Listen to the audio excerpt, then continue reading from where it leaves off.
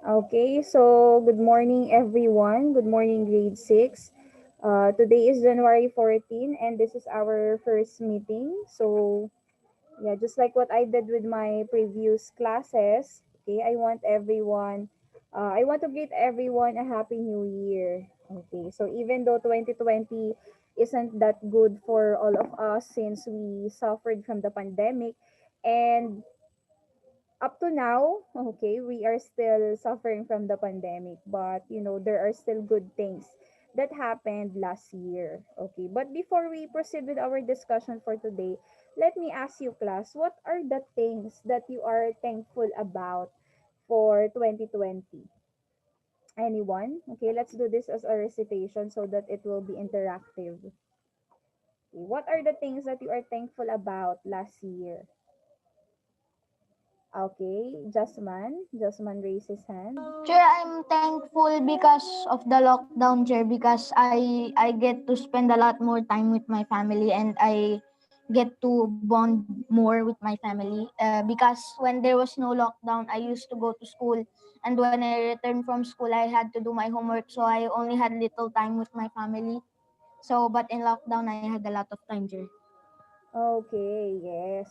So very good. That's a nice answer, Jasman. So as what you can see, class, we have different perspective regarding the lockdown, right? So there are some people that thought of the lockdown as something, what they call this, as a dilemma. When I say dilemma, as a problem for them because they can no longer work, things like that. But Jasman sees the lockdown itself as a good thing for him. Okay. So yeah, thank you for that, Jasmine. Okay. So Jasmine get a point for today. How about the others? Just raise your hand if you want to share your thoughts about last year. Okay, Josiah. And I saw Josiah raising his hand. Sir, What are the thankful things that ako, you are sir, kahit thankful? may pandemic, sir, na patuloy pa rin yung pag-aaral, sir. Okay, so you are thankful because your education is still continuous. Okay, yeah, very good. So that's right. Josiah is right because there are people who can no longer pursue their education because of the pandemic, di ba? Especially those who cannot afford to have online classes, things like that. They transferred to public school. Okay, that's okay as long as they are still continuing their education. So ayun, yeah, let's always be grateful that we are studying. Okay, even though sometimes it's getting monotonous. Do you know the term monotonous? When I say everything is monotonous, it's just the same thing over and over again. Like I wake up and then prepare for online classes and then the day ends, things like that. But, we still have to be thankful. Okay. Chedrick. Yan, Chedrick is raising his hand also. Sure, Thoughts? 2020 was like a roller coaster going up and down. But because of the Mm-hmm. lockdown, education has been a very hard part in the Oh, year. yeah. Pero kahit mahirap, sure, buti na nga lang nakahanap pa tayo ng We find way way. para Yes. In order to... study. Sure, Okay, para yes. continuous pa rin yung education. Okay, so let me get the point of Cedric. He mentioned that education have been hard. Okay. Because of this pandemic. Yes, he is right. So, 'di ba, it was debatable before. Are we going to continue school year 2019-2020? Ay, no, no, no. Are we going to continue? Yeah. No, 2020, school year 2020-2021. That was debatable before. Secretary Briones, the DepEd secretary, okay, is really thinking hard whether they're going to push through for this school year. Okay?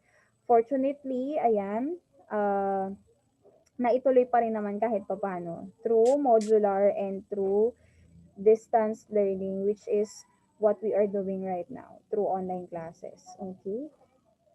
Sige, any more? Any more insights? Okay, may I see those who are raising their hands? Okay, wala na gusto mag-share kung ano ang thankful sila for the last school year. Okay, Kazaya. Kazaya is raising her hand. Okay, Kazaya. Sir, I'm thankful for our safety kasi during this pandemic po, marami nang naging positive. Even nakalag tayo Mm-mm. sa bahay, patuloy pa rin safety natin. Okay, yes. Kazaya is right. So, she mentioned about safety and of course, our health, diba? Sabi nga nila, as the saying goes, health is wealth. Okay, so aanhin mo ang maraming pera if you are sick these days. Diba? We don't want to be put with tubes, things like that because of the COVID-19. So, ayun. Let's always stay safe inside our homes. Okay, that's why we are doing this thing, okay, the safety protocol so that we will be safe from the COVID-19. Okay, so there's another variant that we are very scared of. So, yeah, let's just continue what we are doing. Always sanitize your hands. When you go out, wear face mask and face shield, things like that. But I think you are not allowed to go out because you are still uh, below 16. Yeah. Okay. I know you miss the malls, you miss everything about the outside world, but we need to do this for our safety. Okay.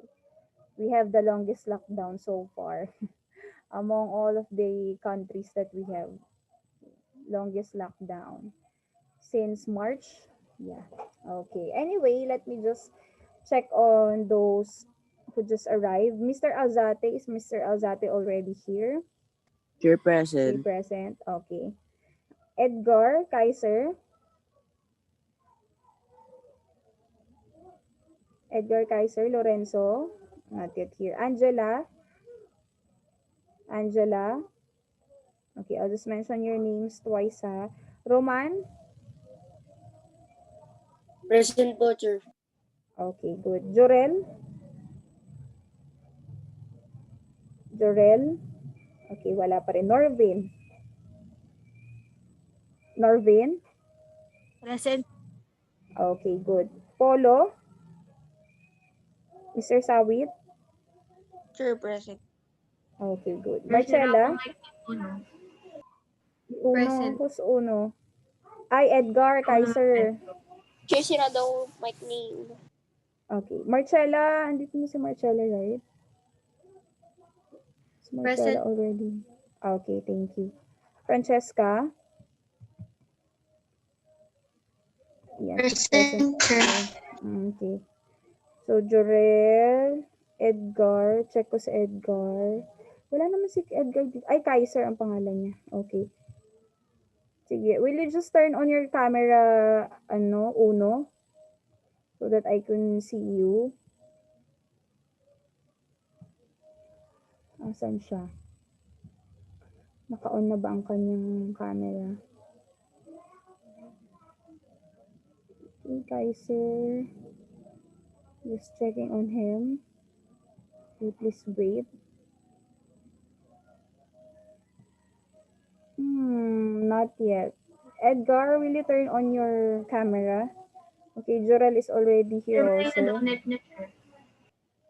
Okay, sige. I'll just consider this for today. Okay, so Angela is out. Okay, Angela. Okay, but let's see later. Okay, anyway. Wait, I think I'm going to sneeze. Okay, hindi natuloy. Anyway, let's continue.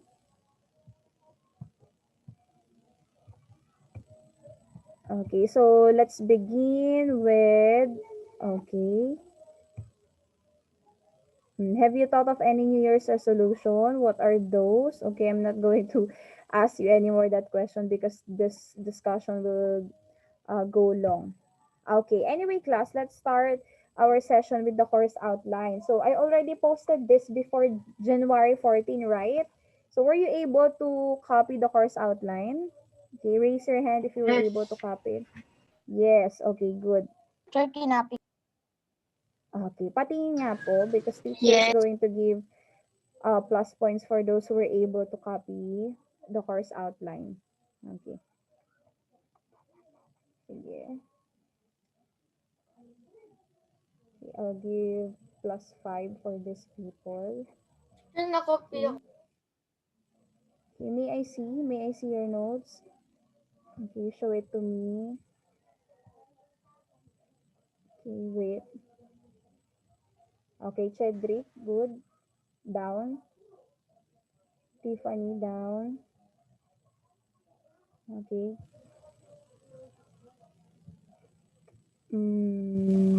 Sino yan? Lou Angela, okay na. Sophia Nicole, okay. Pwede nang ibaba.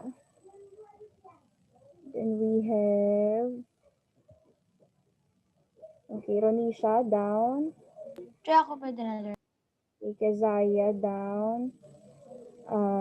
Ana Sofia, down. Josiah, down.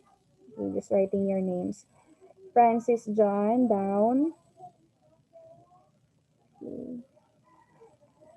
Francesca, down. Okay, there you go. Sino pa? Okay na, Francesca. Kaya ako Pwede dyan. na ibaba. Wait lang, I'm just... Ayun, Jasmine. Okay, Jasmine. Myren. Okay, 30. Okay, goods na po. And then, we have... Okay, yun lang. 1, 2, 3, 4, 5, 6, 7, 8, 9, 10, 11, 12, 13. Okay, 13 learners. Okay, thank you so much. At least may nagsulat ng kanilang course outline. Okay, anyway, let me just discuss the course outline briefly. Okay, so the first topic that we will be having is affixes. Okay, affix is the general term for prefix and suffix. Then we have modals. Okay, again, can and could. Then we have another batch of modals, may and might. So we will be discussing different functions of these modals again. And then we have writing one's opinion. Okay, so I would want to let you write your opinion towards a quote, probably, or towards a topic, things like that.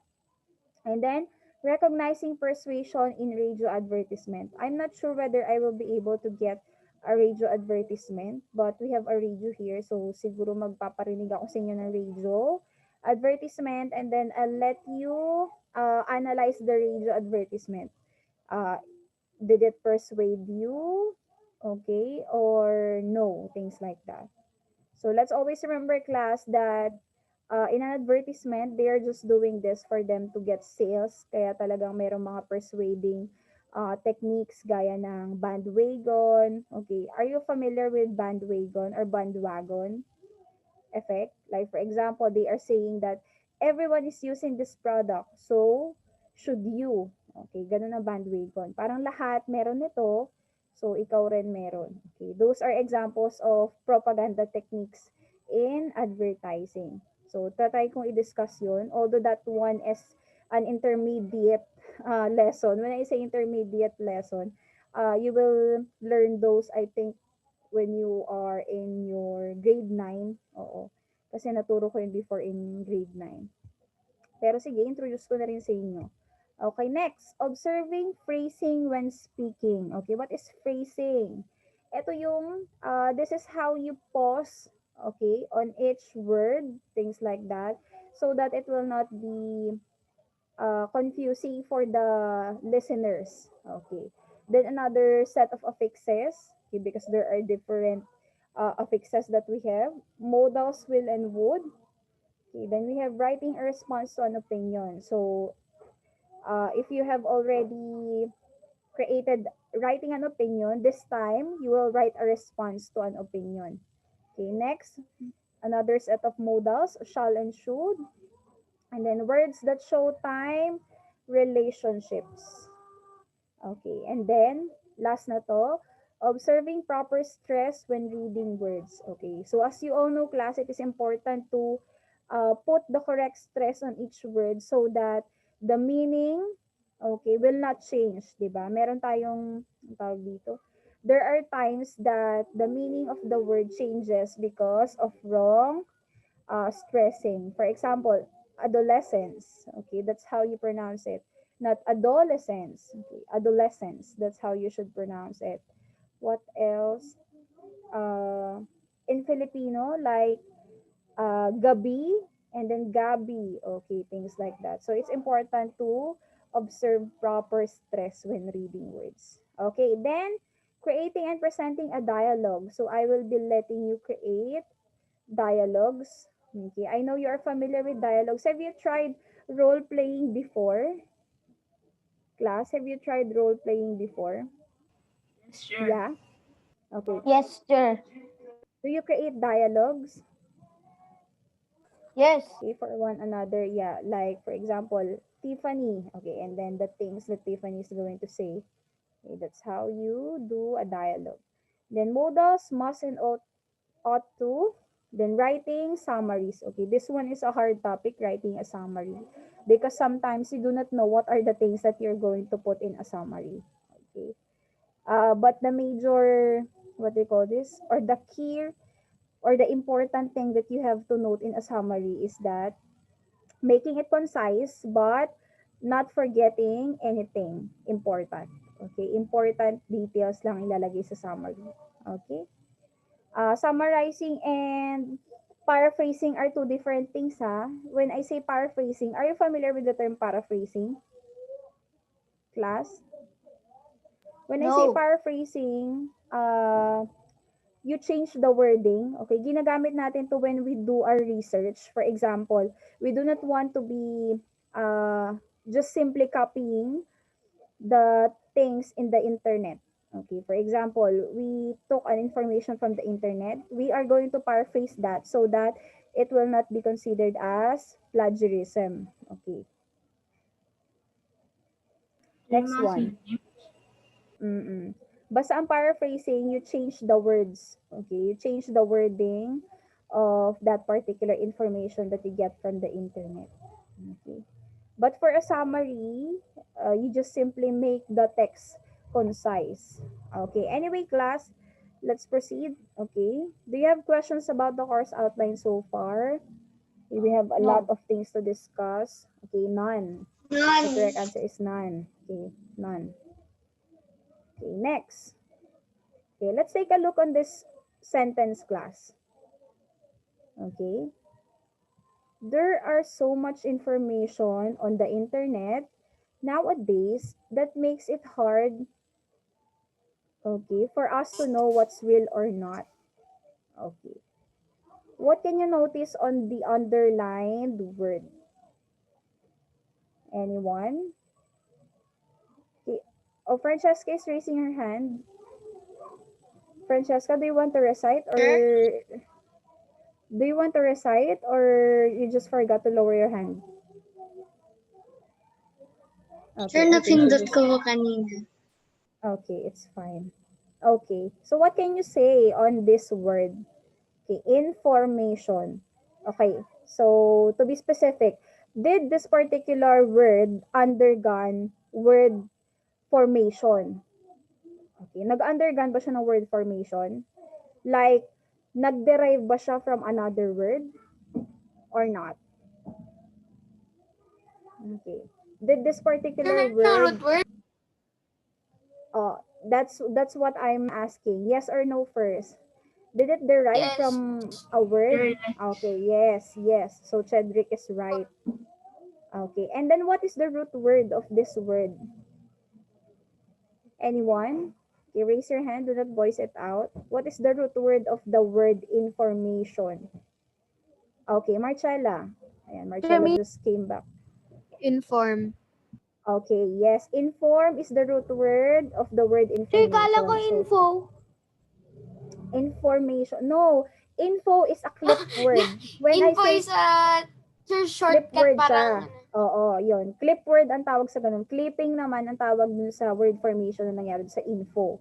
Okay, info doesn't make sense. I mean, the word info is not a word. Clinip lang siya para, tawag dito, when I say clip, binawasan lang siya in order to make it as a shortcut. Pero, if you're technically speaking, the word info doesn't make sense. Okay, inform is the word or is the root word. Okay, so basically, ano ba ang root word? Okay, root word is the base form, okay, of the word.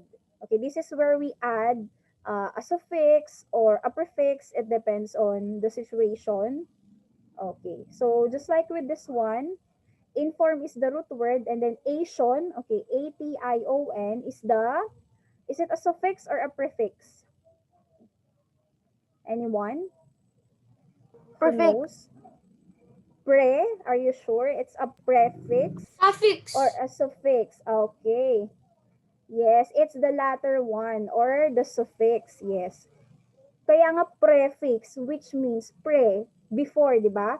The term means before. So it should be, if it's a prefix, it should be put before the word. Ito, it comes after the word. So therefore, it's a suffix or a suffix. Okay. Ayan. So information came from the root word inform. And then ation is the word added to inform. Okay, is called as a suffix. So, as what you all know, class, these words, okay, these examples of suffixes have their own meanings. Okay, so from the word inform, okay, verb siya dati, di ba? Please inform Mr. Bustos about his task. Okay, so from verb, it turns into what? A noun. The moment that we added this suffix ation. Okay, so from the word inform, information, okay, verb to noun. Usually, ganun ang nangyayari when we add a suffix. It turns into a noun.